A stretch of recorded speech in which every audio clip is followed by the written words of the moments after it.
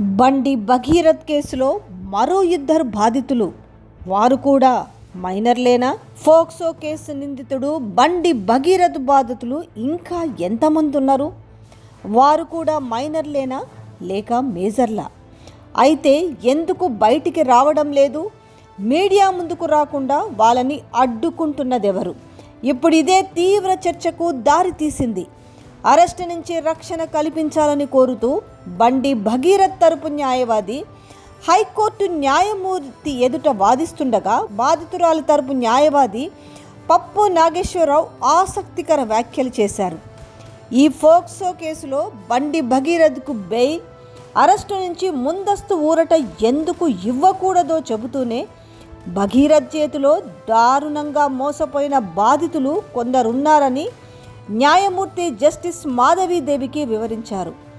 భగీరథ్ చేతిలో మోసపోయిన మరో ఇద్దరు బాధితులు త్వరలోనే బయటికి వస్తారని, వారు కూడా భగీరథ్కు వ్యతిరేకంగా సాక్ష్యం చెబుతారని ఆశాభావం వ్యక్తం చేశారు. అయితే బాధితుల పేరు మాత్రం బయట పెట్టలేదు. విద్యార్థి దశ నుంచే అతని అరాచకాలు దారుణంగా ఉండడం, విద్యార్థులే బాధితులుగా ఉండడంతో పలుమార్లు మీడియాలో కూడా వార్తలు ప్రసారమయ్యాయి. గతంలోనే భగీరథ్ అరాచకాలతో ఇద్దరు యువతులు అభాసుపాలైనట్టు తెలుస్తున్నది. ఆ ఇద్దరు ఎవరనేది బాధిత బాలికకు, న్యాయవాదికి మాత్రమే తెలుసు. భగీరథ్ మైనర్ను లైంగికంగా వేధించిన తర్వాత ఆమె తల్లిదండ్రులు న్యాయం కోసం బయటికొచ్చారు. ఆ తర్వాత ఆ ఇద్దరు కూడా బయటికి వస్తారని అంతా అనుకున్నారు. తమకు జరిగిన అన్యాయాన్ని న్యాయవాది నాగేశ్వరరావుకు వారు వివరించడంతో న్యాయమూర్తి దృష్టికి తీసుకెళ్లారు. ఈ విషయం బయటికి పొక్కడంతో వారు బయటికి రాకుండా బండి భగీరథ్ తరపున అదృశ్య శక్తులు అడ్డుకున్నట్టు తెలిసింది. బాధితులను భయపెట్టి ఉండొచ్చనే అనుమానాలున్నాయి. ఆ ఇద్దరు కూడా మైనర్లే అయితే భగీరథ్ భారీ మూల్యం చెల్లించుకోక తప్పదు. ఒకవేళ మేజర్లైనా కూడా భగీరథ్ ఇబ్బందులు ఎదుర్కోవడమని ఖాయమని తెలుస్తుంది.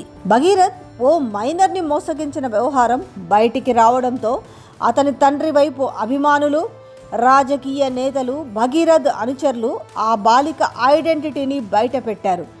ఆమె తల్లిదండ్రుల వివరాలు సోషల్ మీడియాలో పోస్టు చేశారు. ఆ బాధిత బాలిక ఫోటోలు, వీడియోలు బయటికి తీసి ఆమె వ్యక్తిత్వ హననం చేశారు.